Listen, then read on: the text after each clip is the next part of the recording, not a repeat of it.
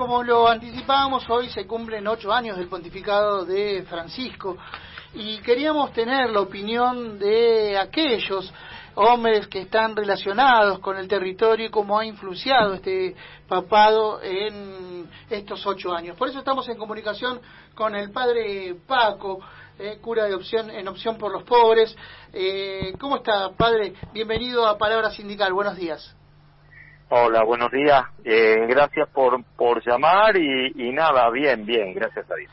Padre, ¿cómo podemos referenciar estos 8 años de Francisco y su pontificado con esta iglesia en salida, con esta iglesia en opción también por los pobres, teniendo en cuenta, por ejemplo, sus encíclicas? Nosotros decíamos que eran manifiestos teológicos políticos donde se referencia también la teología del pueblo. ¿Cómo podemos observarlo y analizarlo? Bueno, yo creo que de una forma muy positiva. Hoy pensaba que sencillamente palabras que eran malas palabras hasta hace muy poco tiempo en la iglesia, porque veníamos de papados muy conservadores, hoy tienen una relevancia real en nuestra iglesia. La opción por los pobres, por ejemplo, que en los papeles estaba, pero después no en la realidad. Figuras como Enrique Angelelli, ¿no? Y los compañeros mártires que fueron asesinados por la dictadura militar por su compromiso con los más pobres, hoy están en los altares, o Monseñor Romero, el arzobispo del Salvador, asesinado también por los militares en Centroamérica.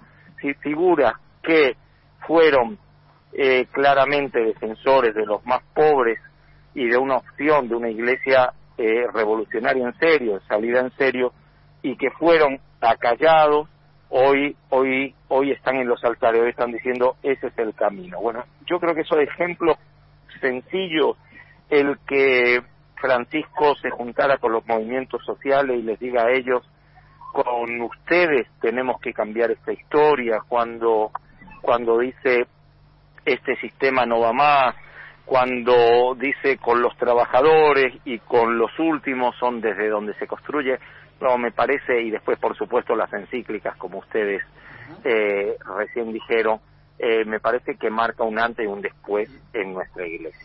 Y el famoso, hola padre Daniel, soy Capasoy, ¿cómo estás, padre? Daniel. Y el famoso hagan lío, digamos, ¿no? Que también es una frase muy importante que impactó creo que en el segundo viaje a Brasil. En Brasil lo ha dicho, esto lo dijimos al principio del programa. El hagan lío no está dirigido a ustedes que sí hacen lío, pero digamos que no abre las puertas a rebelarse un poco, ¿no? También inclusive internamente en la propia iglesia. Dirigido a los jóvenes que estaban en el Encuentro Mundial de la Juventud, con sus curas, con sus obispos, con sus cardenales, con lo cual, cuando el Papa Francisco le dice a los jóvenes hagan lío, le está diciendo, muchachos, tenemos que ser una iglesia distinta para que nuestra iglesia tenga una palabra para decir al mundo.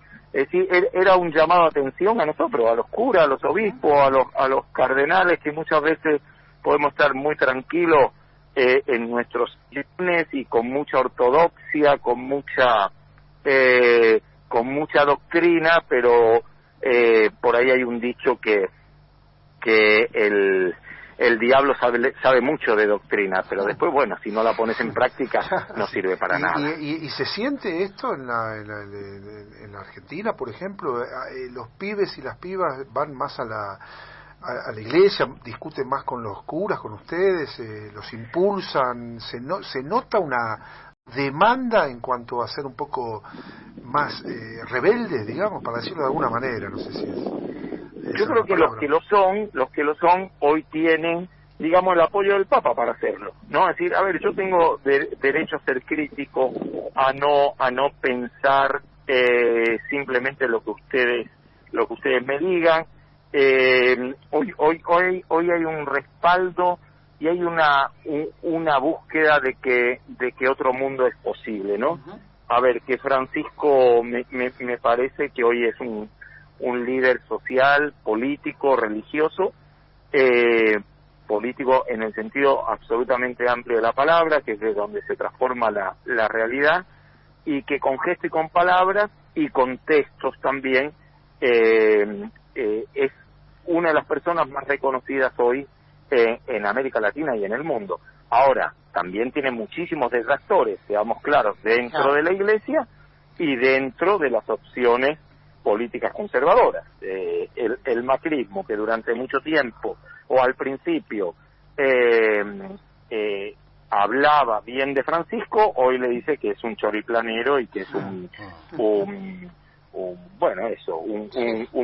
demagogo o un populista. Igual para mí ser populista es una buena palabra, es una buena definición, ¿no? Padre, Osvaldo Jara lo saluda, un gusto. Le hago una consulta que tiene que ver con el mensaje del Papa y esta idea de hacer lío. ¿Cómo se hace para bajar este discurso en la práctica a sectores que de pronto tienen carencias en cuanto a falta de trabajo, en cuanto a necesidades básicas insatisfechas? ¿Cómo se hace? Yo digo que se hace de dos maneras, que también Francisco las habla continuamente, y que te la resumo con una frase que era también de un gran obispo brasileño, Helder Câmara. Si doy pan a un pobre me llaman santo. Entonces, por una parte tenemos que estar, digamos, no pasando de largo de la necesidad concreta y del momento de nuestro pueblo, pero después seguía diciendo Helder Câmara, pero si pregunto por qué no tienen pan me llaman comunista. Bueno, lo que Francisco nos dice también es: pregúntense por qué su pueblo no tiene pan. Y pone ejemplos muy concretos, por ejemplo, de santos padres de la Iglesia Católica en la alegría del Evangelio. Ya queda lejos, pero que yo siempre decía que no es la revolución de la alegría, son dos cosas distintas, ¿no? Uno es la revolución de la alegría, otra cosa es la alegría del Evangelio que escribió Francisco, donde pone de ejemplo a un santo padre que primero decía que todo rico es ladrón o heredero de ladrón, porque se queda con lo que es de todos y de todas, y donde decía también que el que no comparte lo que tiene está robando. Y eso lo dice después de hablar de la política, del Estado. Es decir, está hablando de un Estado que esté presente para que redistribuya, de un Estado que esté presente para que lleguen las vacunas a todo el mundo, que recién Francisco también dijo no puede ser que los países ricos se queden con las vacunas de todas y de todos. Sí. O acá escuchamos a Patricia Bullrich decir que había que privatizar las vacunas. Sí, bueno, claro. La verdad que cosas que están en las antípodas del pensamiento de Francisco. Entonces, esas dos cosas, acompañar el día a día, pero también transformar la realidad. Si tenemos que estar en la calle haciendo un piquete o corriendo de las balas de goma, y tendremos que estar ahí.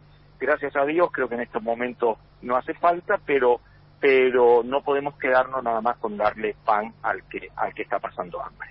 Padre Paco, le agradecemos esta charla mantenida con Palabra Sindical. Siempre es un gusto poder dialogar con usted. Un abrazo, muchas gracias a ustedes.